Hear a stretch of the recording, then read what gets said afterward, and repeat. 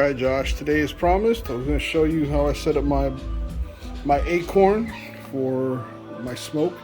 So I got a little pork butt action here, got my rubs. So what I do now is I'm going to prep the barbecue first, then I'll come back and set up the meats, or actually set up the barbecue and rub the butt, and then all the while the AKORN will be getting set up and ready to go. So let's go over there and check that out now.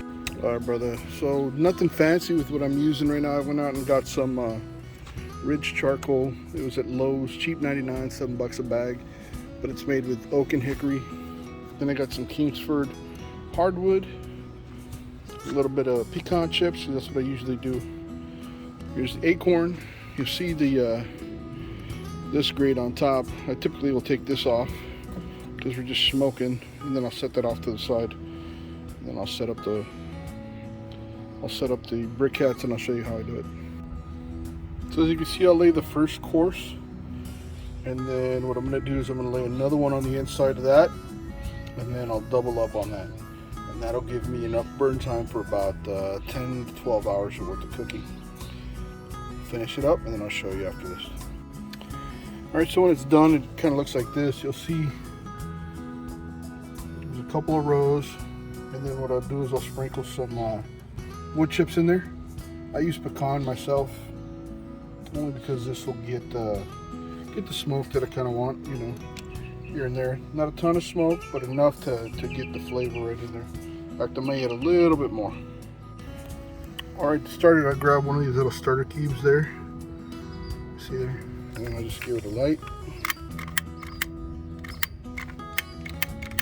Come on, lighter, maybe. There we go. Set the starter cube. Grab a little bit of charcoal. Throws on top of there. Whoop.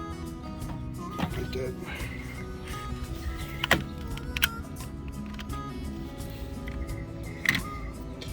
Then I can go and start setting up my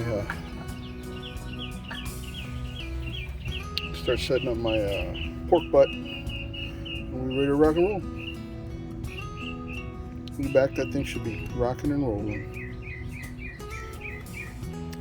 Alright, like I had mentioned before, I used that Weber grate out of one of these smaller Weber grills. I got one here.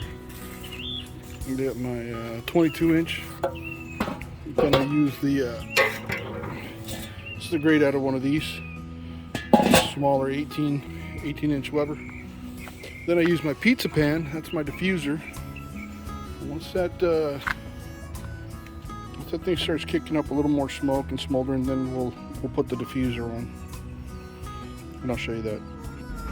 All right, butt's ready to rock and roll. I basically just did a quick rub with some butt rub, and then this First Street barbecue seasoning with no MSG.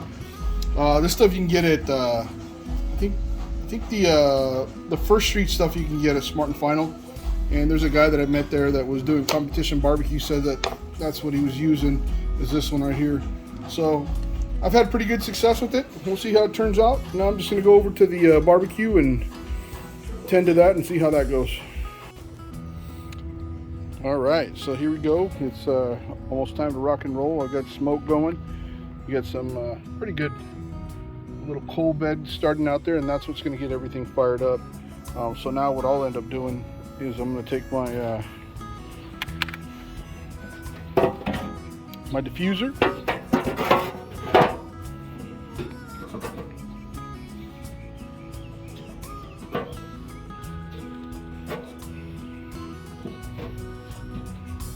set my diffuser in there. That's pretty much ready to go. Just got some coal left in there. So these are my spatulas and my nonsense here. And I'll actually scrape that other chingus there. So I use these. This is what I use to lift my grates. Set my grate. Give it a quick scrape. Right now I have the vents at full open. What I'll do is I'll close this up. leave it full open just for a little bit, just so the fire gets going, and then we get the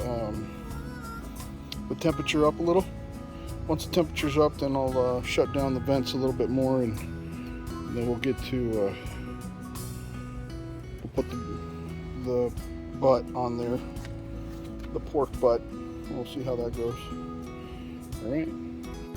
So it's slowly climbing, but we're already at about almost 175. So even though we're not quite at the 200 mark, I'm going to go ahead and put the pork butt on, and then we'll keep these vents open until this thing rises a little bit more, gets a little bit hotter, and then I'll dial them back.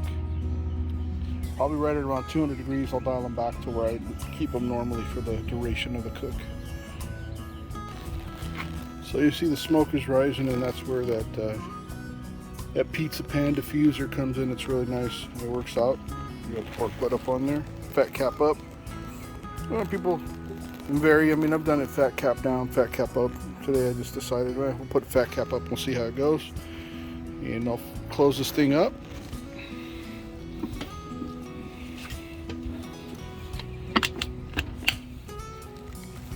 Set it. Come back probably in about 30 minutes to see the temps. The nice thing about doing that snake method is that you don't get that flare up, like if you put the charcoal all the way in the middle. So temps won't go too crazy. You can keep them relatively steady, and like I said, I'll come back and we'll dial it back. All right, we're getting close to 200, so dialing back the vents. That's about where I put my top vent.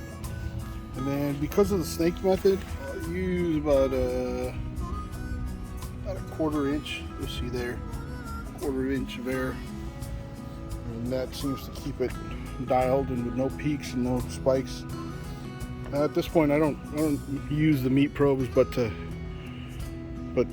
check the temp at the end, and to see if it's once it's approaching. I hit that about the fifth or sixth hour. I'll put my thermometer in. But right now, at about hour 6 is where I'll wrap. So we'll just let it ride for now.